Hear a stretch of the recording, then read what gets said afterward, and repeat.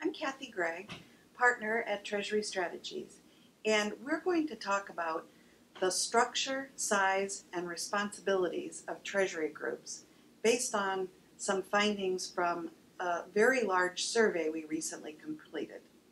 We had over 600 respondents in this survey, and the charts show the broad geographic and company size coverage of the companies that responded. One grouping of questions in the survey talked about structure, size, and responsibilities of Treasury groups.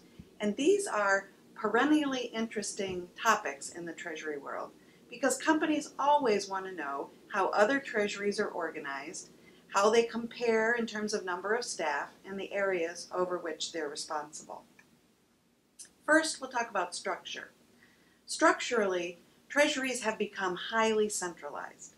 93% describe themselves as centralized or centralized with regional workings.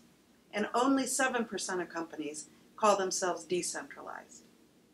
About half of companies don't expect much change in this model in the coming years.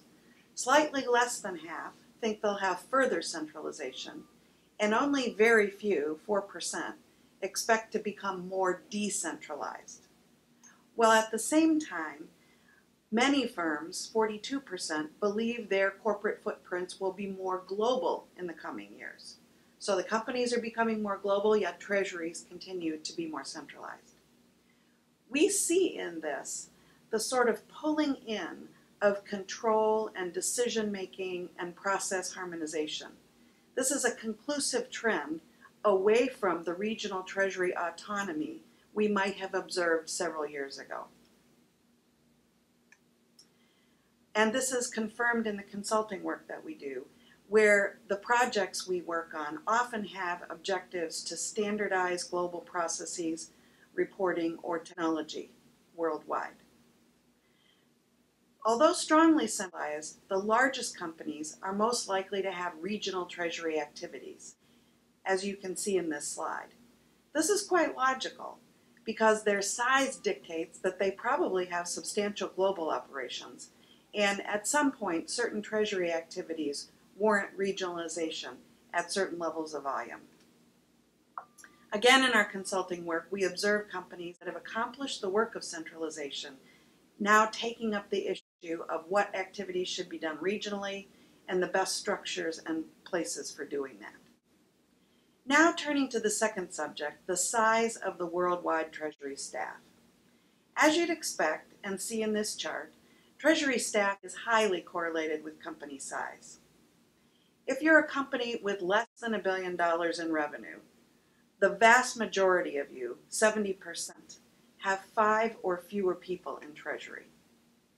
If you're a firm in the $1 to $10 billion size range, about 3/4 of you have 10 or fewer people in treasury. At about 10 to 20 billion in size, we see more dispersion of treasury staff size. About 30% of companies have 10 or fewer treasury staff, and about 40% have 20 or more treasury staff. And then finally, in the largest firms, those more than 20 billion in annual revenue, almost 60% have treasury staffs of more than 20 people. Now, we know that corporate complexity, as in the number of global locations or the number of lines of business and subsidiaries, drives treasury staff size to some degree. So it's hard to imagine very, very large firms, those with more than $10 billion in revenue, operating a very effective treasury with very few people. And yet about 10 to 15% of the largest firms in our survey reported fewer than 5 treasury staffers worldwide. If you're one of those firms, you might want to call us and get some help. Interestingly, a decent number of firms foresee staff increases in the coming years. 30% of all firms, and slightly more larger firms, expect to add staff over time in treasury. U.S. companies expect this growth slightly more than their European counterparts, 37% to 26%. After years of tight staffing, it's very encouraging to see that many treasury groups expect a future with additional people. Only 12% of firms expect their Treasury teams to shrink in coming years. This is most pronounced in the largest companies, those over 20 billion, where almost a quarter expect this will be the case. Finally, let's talk about the scope of Treasury's responsibilities. Treasury is overwhelmingly seen as a key contributor to business success. 92% of the respondents in our survey believe this, and they believe that's a trend that will continue. 2/3 expect Treasury's contribution to grow in the coming 3 years. Some of this perspective may relate to the number of non-core activities that Treasury is asked to focus on. In fully 75% of the firms in our survey, Treasury handles at least one function that is not a core Treasury function. Most commonly mentioned here are supply chain finance and insurance. And the next most common non-Treasury activities are commodities and pensions.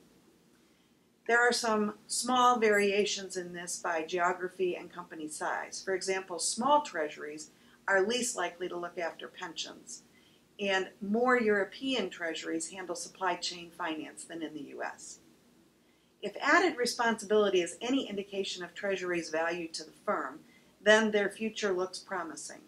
2/3 of all respondents believe that Treasury's remit will continue to expand in the coming years, and virtually no one said they thought it would contract. Taken together, these findings seem to paint the picture of an optimistic future for Treasury.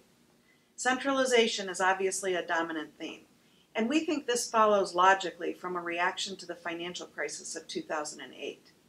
It's really important that there be a single guiding voice for policy and procedure in the very largest firms. Up-to-the-minute information and global financial visibility are made possible to a large degree through process centralization and standardization. And where regionalization does make sense, it also needs to globally conform.